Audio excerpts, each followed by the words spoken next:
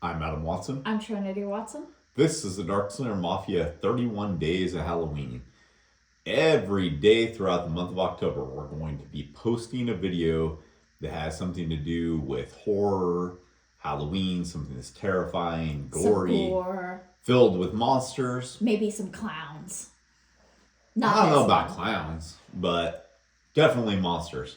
Today we're going to take a look at Little Monsters #1 by Jeff Lemire and Dustin Gwynn, published by Image Comics. That cover is beautiful. So pretty. It's the whole reason I cracked this open. I didn't even look at the names. You can kind of tell it's Dustin Gwynn, though, even just if you're looking at it quickly. Yeah. His artwork is very, very distinct. But yeah, it's awesome. Were you familiar with his art already prior to reading this? A little bit. I'm actually not sure what other comics I've read of his, but I recognize the art style. I don't think it's still going, but there was the little Batman book. Oh, okay, yeah. And then Ascender and Descender. Those I've both read feature. a little bit of Descender. Okay, that's his artwork. Okay. So opens up in what looks like some sort of apocalyptic landscape. Part of my draw to this, at some point I would love to get a copy of it and crack it open on the channel, but this kind of reminded me almost of a Motherless Oven type world, where all of these children are kind of just left alone tending to their own stuff. Yeah, except for in the Motherless Oven, they think the toaster is a parent. Yeah, and the machines are gods. And yeah, I still need to get this second volume of Motherless Oven. So, pretty much the only color on this throughout most of the pages is like the sun and the stripes around their name. Yeah, so it's all very heavy on reds and hues of red. So this is Romy. Now I'm gonna ask you. This isn't a sensitivity thing. This is just you're a Gen Zer. I don't understand all this same way you do. They keep referring to Romy later on. Is they? Romy's just a single person that's a they, though, right? Yes. Okay. Thank you. Okay. So I don't know how to pronounce that name. I am afraid to try, but I'm going to do it anyway. Yui? Yeah, that's what I would have said. So Yui has a badass room that I'd want during the apocalypse. She's full of books in a comfortable chair. Like, yeah, that's the kid who's got it all, in my opinion. And then Lucas, who is making some sort of song. Yeah. So obviously these kids are some sort of monsters, but did you get what sort right off the bat? I didn't. I figured it was some kind of, they might have been some kind of cannibals or something, and that's why it was all children. Well, they have kind of pointy ears. Yeah. I didn't think vampires because I thought that was supposed to be the sun. Yeah. But after reading it, I'm pretty sure that's like a blood moon. Right. So his notes are actually colored. Yeah, I think that's a really cool detail. Yeah, like everything's become black and white for them. And I think it's because they've been living for so long. Yeah, I love the layout of all of this. It's so awesome. And the trees being, what's it called when it's opposite silhouette? Or inverted silhouette. When they're just using the negative spaces, you mean? Yes. Yeah. I think that's what you mean anyway. And then Ronnie and Raymond, who are twins, and one of them jumps. The other one didn't. He jumped from a really far ways too. Yeah, he did. Broke his leg. And apparently it's going to take all day to heal. Yeah. So that's a little bit more proof that there's some sort of actual monsters. Right, yeah. They don't have the same sort of ears the other one did, though. No, they all have like very different features, but yeah, that's what made me think it was some kind of weird Wendigo, maybe Skinwalker situation. Oh, okay. I didn't realize it was vampires at first. Yeah, well, it hasn't got there yet.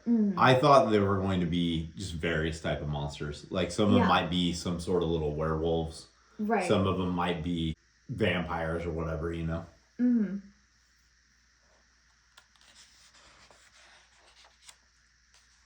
Yeah, and I love the use of different tones of gray. Mm-hmm. What is this? This is Billy. What is it that he's seen right there exactly? Oh, that's the flag that they're playing capture the flag with. Never mind. Yeah. Yeah. Yeah, so we have Billy, Bats, and Vicky. Yeah, I didn't realize that was happening yet until I saw this page. Yeah. Mm-hmm. The purple in that really works. Yeah. One so color nice. That absolutely every colorist I've ever worked with has tried to insert in ways that doesn't work is purple. Right. It's a weirdly hard color to get to work right. Yeah. But it's something that, like, colorists specifically, I'm not talking about artists who color their own work. I'm talking about people who are just colorists, are always trying to insert in weird ways. Yeah. And it very rarely ever works. As I've been getting more into the professional setting of comics and everything, I've noticed that a lot too, where people try and use purple for shading or for overlay colors and things like that. Right. And it doesn't work. Typically, I only use purple when it's a nighttime scene or a dusk scene. Yeah, there could be ways that it can work. You know, color a shirt purple, things like that, but don't overuse it. Yeah. So, don't overuse any color for that matter. No. This, I thought, was really good effect here. You don't know exactly how old these kids are, but you can kind of get the impression that they've been doing this for a long time. Yeah. Him finding a kid's toy and then just tossing it to the side. Mm-hmm. That's really good effect to just show that whatever... These kids are still innocent to some degree. They're playing tag. Yeah. But they're throwing themselves off buildings. Yeah, but at the same time, they're not to a degree. There's something that's kind of ended for them at this point. Mm-hmm. And then Romy finds a case of markers. Which, yeah, why not take? Yeah. And then I think he does actually take the octopus, is what I think that's supposed to be showing. Yeah, he changes his mind. Yeah. Yeah, and then back to the songs. Mm-hmm. And she asks him how he writes songs and if he's ever written the same one twice, because he just plays songs for a little while and then he forgets them. Mm-hmm. That also works really well. There's a lot of good indicators that they've been doing this for a long time. It's well written, doesn't hammer it over your head. Yeah. So yeah, and then each one of them gets a rat and eats it, which is just so gross. Yeah.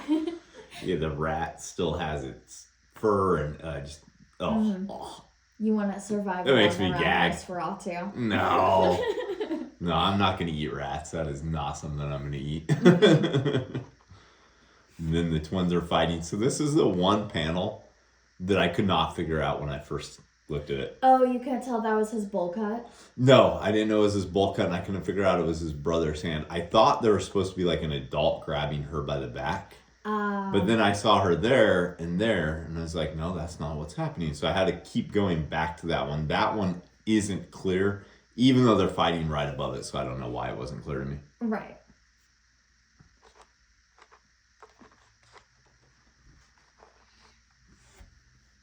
And then they're talking about how the elder will come back. Some of them think he will, some of them think he won't. Mm-hmm. I don't know who the elder is, what they're talking about. Yeah, and then we have, this one is Romy. Yeah, that's Romy. We have the first usage of actual colors other than shades of red. Yeah, and it works really well. Mm-hmm. Yeah, it looks like child scribbled over the actual comic page, which looks amazing. Mm-hmm. And also reminds you of the innocence that these are just kids, no matter how long they've been here, what they're doing. Mm-hmm. Yeah, and then they're kind of fighting about who's going to get Romy, because the sun's about to come up, which is how you know that that's the moon you've been seeing through the whole thing. Yeah. And they've all kind of returned to their little worlds. So apparently none of them actually live together, but I think they all live in the same building, is what it looks like. Mm. They got a little apartment complex going on. And then, was it Billy that went to look for? I think so. It finds somebody and it turns out they're not alone. There's actually an adult out here. Do you think that's a wolf man, or am I just looking at the facial hair too much? He really looks like a wolf man. Okay. So it's not just me who thinks that. You think that too? Yeah. Yeah, I'm going to be kind of disappointed when I read issue number 2 if it turns out he's not a wolf man. Right. But yeah, I love how this is the last panel really confirms everything you need to know about the kids. Yeah, it's great reaction shot. And then this looks fantastic. Yeah. That sort of painting. Yeah, all of the covers for this, even the variant covers, which I'm personally not a fan of. I've said it in past videos. Not a fan of variant covers as an idea, not yes. of the images used, yeah. Yes, but the images used for all of these are just phenomenal. Yeah, they look great. I don't know what the hell this thing is. I don't know what but that I is, like but it. Yeah, I was just about to say, I'd love to read that. Yeah, this guy, I don't care about him or her. I just want to read this thing. Whatever the hell that thing is. This, on the other hand, kind of looks weak for an advertisement, honestly. Yeah. Well, you don't like baseball bat covered in blood? Baseball bat? Didn't she have a gun? Did she have a gun? I think she had a gun. Oh, that's a cool image. Yeah, she's got a sawed off. Oh, I read... I think that's supposed to be sawed off anyway. Yeah, I yeah, read she's walking out of like, I don't know, fairy tale land, carnival, something, into a world that has a sleeping guy. And she's apparently killed something. I don't know. Yeah. This image, you can't tell what the hell's going on in it whatsoever. And that's why I think it's actually a bad advertisement. And this doesn't actually tell you a damn thing about what Ghost Cage is, right? Right, but it's has cool character designs. Interesting. This isn't. Yeah. Not to me, at least. Like, even this is a better advertisement. That actually looks pretty cool. Right. And confirms that if I ever became a vampire, I'd get to keep my gold tooth. I always wondered that. I love the horror advertisement for that. Yeah. Yeah. So, Little Monsters #1. You want to check out the next issues? Hell yeah, I do. Yeah, I do too. All right, you got anything else? Nope. Let's go make some comics.